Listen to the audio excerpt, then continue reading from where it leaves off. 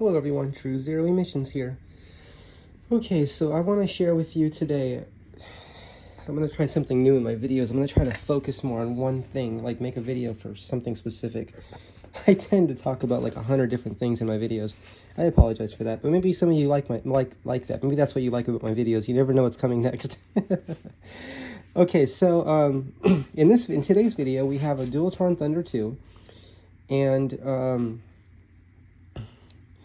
what was happening was, as you can see, the lights on the bottom work, the headlights work, right? So the headlights work, the blue lights underneath the scooter work, the tail lights work, right? The brake lights work. Everything's working, right? Except what's called the accent lights do not work, okay? The accent lights. The accent lights are the lights in the what I'm calling the arms, because these have lights in them. Dualtron Thunder 2, it has lights in there, okay? And there's lights in the stem. This is called the stem, okay? This is called the neck. Here's lights. Here's the neck lights right here. See those? Those are LED lights. So lights there. And what else?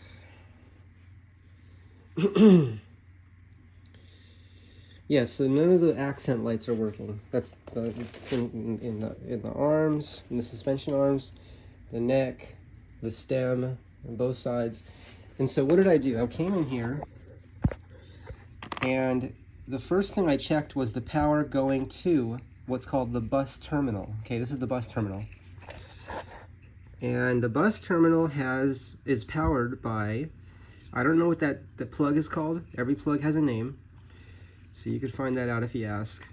If you have questions about the Dualtron scooters, Mini Motors USA is who I've always dealt with the Dualtron scooters, and they're very, very knowledgeable about the Dualtron scooters, and they have good customer support there. And it's a great place to buy your Dualtron if you have, if you want to get a Dualtron scooter. So I checked the power going to the bus terminal, right? This is what powers the LEDs on the scooter throughout the scooter, okay?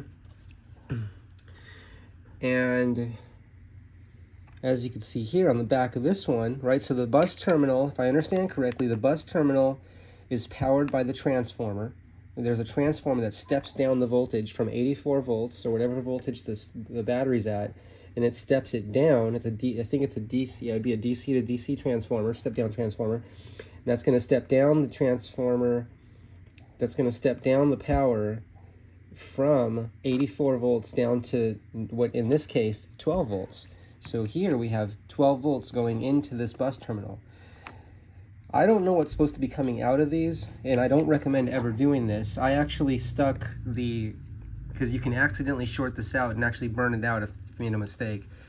But I tested the two outside plugs, the two outside ones, not the middle one. I think that's a signal. I think the center one's a signal. Let's look on the plugs here. Yeah, so if you look at any of the plugs, you'll see that the red and the black are on the two outsides, right? And then the center one, which is probably signal wire, is in the middle, right? So I was really careful not to touch the wires together. I was just curious. There was no need to do that. I just wanted to know, what the voltage was on those. And it was around 3 volts. And they also were dropping. When I would put the meter on it, it was 3 volts, and then it would drop down to lower voltage. So that, to me, that was kind of like an indicator that possibly something might be going on with this. But the troubleshooting way is to do this, so you don't have to call tech support on this one if you want to troubleshoot this yourself. I mean, you can still call tech support, but the way that I tested this is I unplugged everything, right? So I left this one plugged in, because what's this? This also has a name, but this plug, right? See how it looks different? That one powers that. See how it's moving? Okay, it powers this. And then this powers all these lights up here, which are what would that be? That was probably one side of the stem, the other side of the stem, and then I don't know what this one would be. I would have to follow, this one goes back this way, so I don't know which one that is.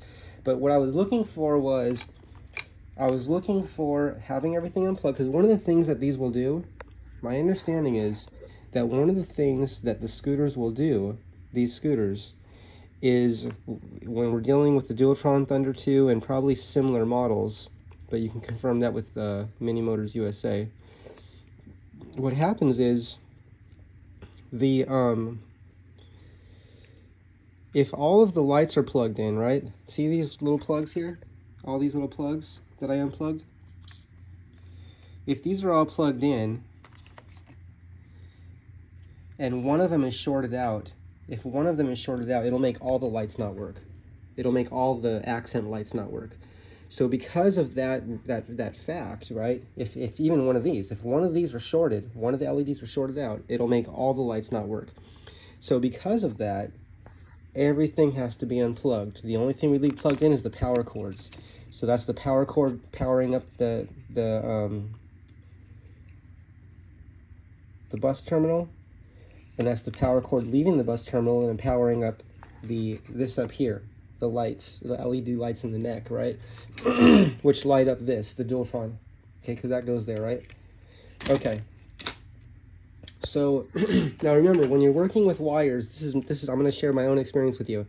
When you're working with wires, never yank anything hard, never pull anything hard. You always want to unplug these wires by holding on to if possible, use a tool to hold on to the white plastic part. You don't want to just grab the wires and pull it, because it can break the wire inside, and it can also pull the plugs out, right? It could damage that, it could pull it out of there, and we don't want to damage this, right?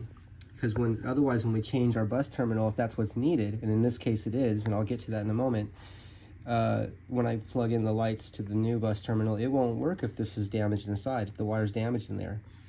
And that happens sometimes as well. Sometimes wires, just by bending a lot, right, where you look at where they bend, see these wires moving here? Watch this. Just a little bit.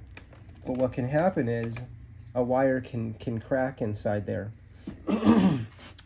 But that's a separate story. That's something else. That's when we're not doing that right now. Right now we're just looking at the accent lighting, and everything's working fine otherwise. So unplugging all four of these, right? 1, 2, and then 3, 4, and then unplugging 3 in the back here, right?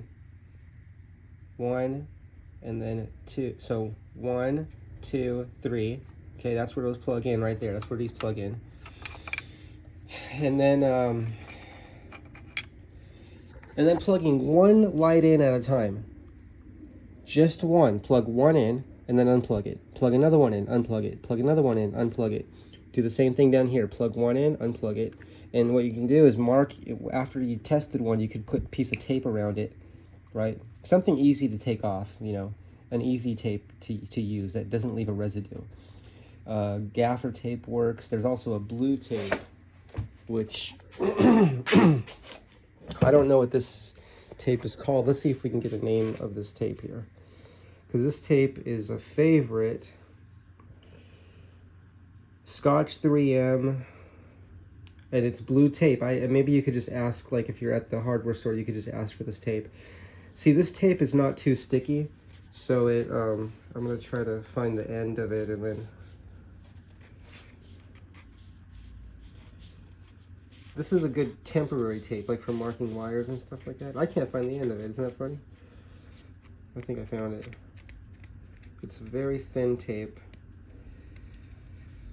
See this tape here? It's just a thin tape, and you can tear it easily, and it's just good for marking wires and stuff like that. So I use it for that.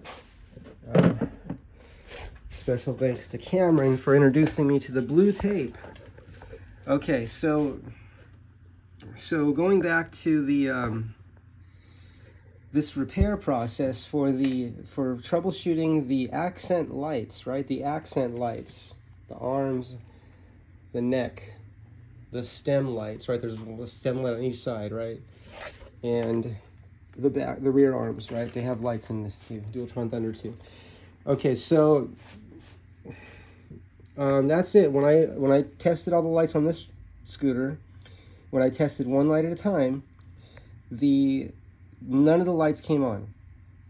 I tested again to make sure I have 12 volts here, at least 12 volts, and I have 12.6 volts here, leaving the transformer, the step-down transformer, and going to the bus terminal. Going to this power here, this one was 3 volts going to this board. I don't know what the voltage is supposed to be here, okay? But I know that nothing's turning on, and even plugging one light in at a time, it still wasn't working. So that's an indicator that we have a bad bus terminal. All right, everyone. Troubleshooting the accent lights on the Dualtron Thunder 2. Have a great day.